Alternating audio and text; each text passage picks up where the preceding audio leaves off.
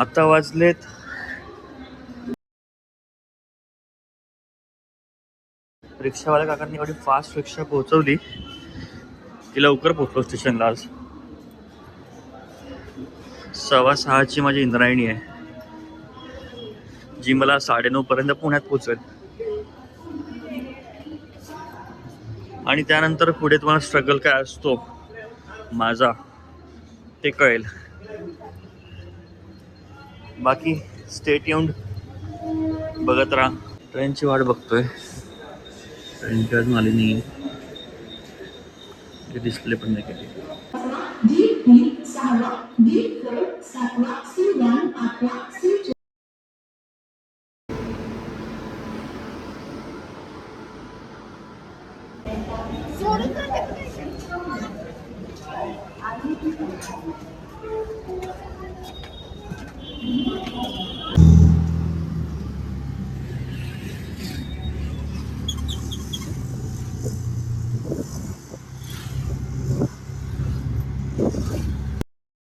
आता ऑफिसमधून सुटलो आहे.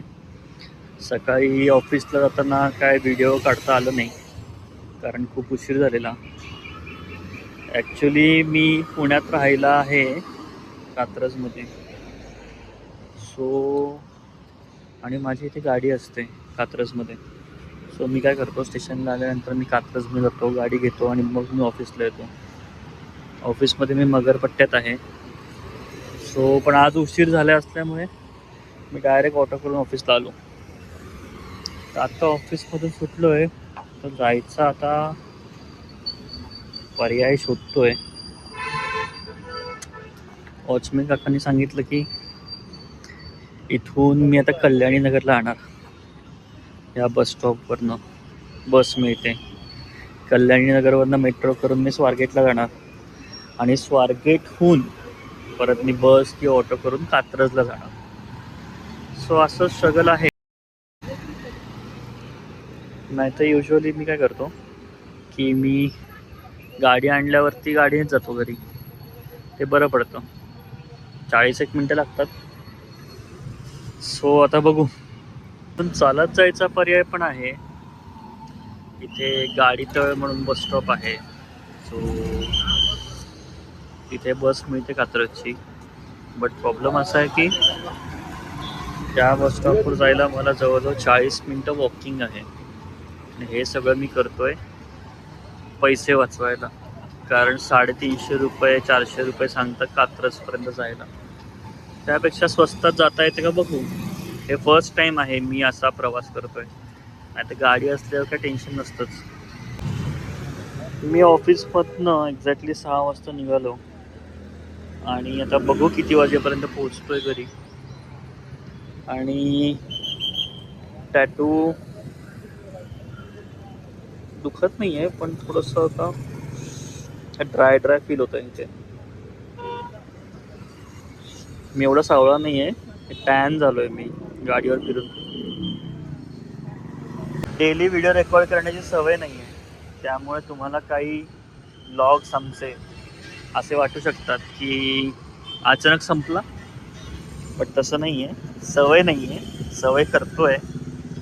आणि आम्हालाही काही जाणवतात गोष्टी की असं असायला हवं, तसं असायला हवं.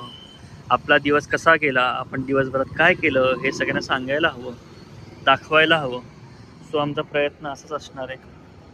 प्रयत्न करतो आहे. आवडलं तर लाईक करा, कमेंट करा, तुमचे काय सजेशन असतील सुचवा.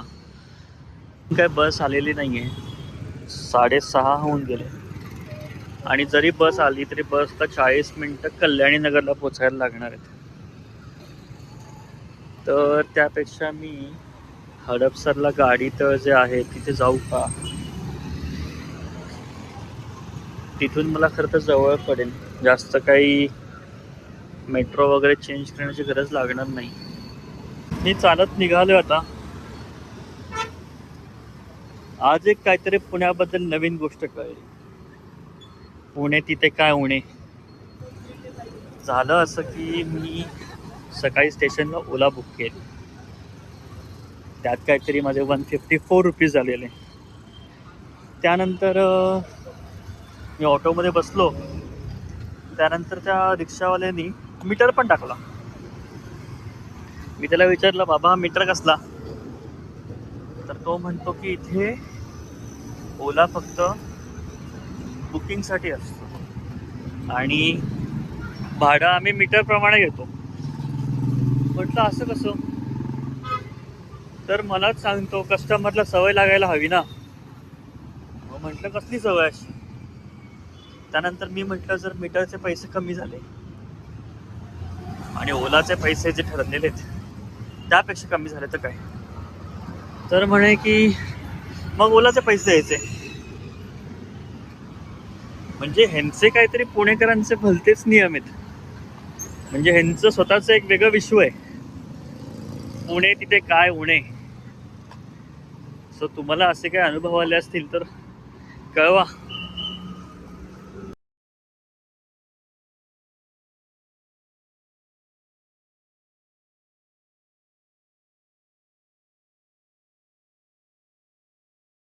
आता उतरलोय बसमधनं जस्ट 8:05 होऊन गेले. अजून घरी पोहोचायला 10 मिनिटं लागतील. तो बघू आता.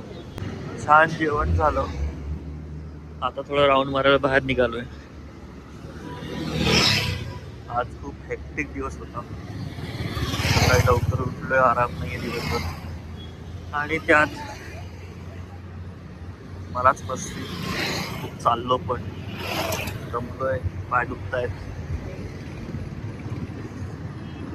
एनिवेज, असा होता आजचा दिवस. आज दिवसभर तुम्ही मला एकट्यालाच ब्लॉग करताना बघताय, कारण मी पुण्यात जॉबसाठी आलो आहे. 2 दिवस मला वर्क फ्रॉम ऑफिस असतं एव्हरी वीक, आणि तिलाही वर्क फ्रॉम ऑफिस असतं, बट तिला एव्हरी मंथ 2दा असतं. सो आम्ही एकमेकांबरोबर बऱ्यापैकी वेळ घरी असताना घालवतो.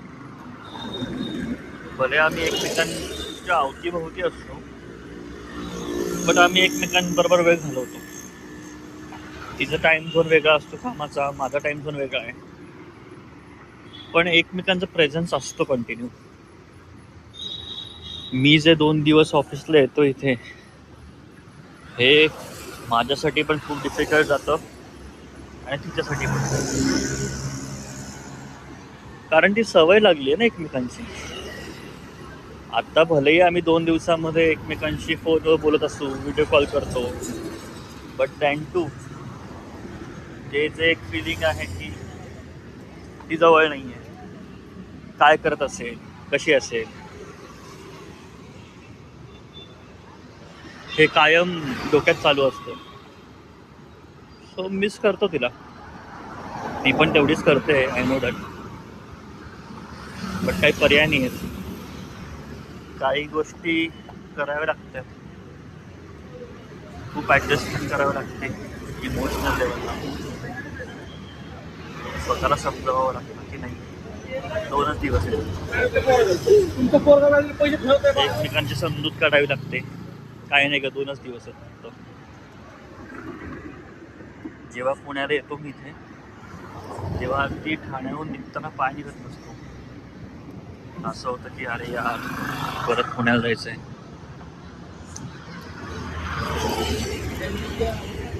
बट काही ऑप्शन नाही.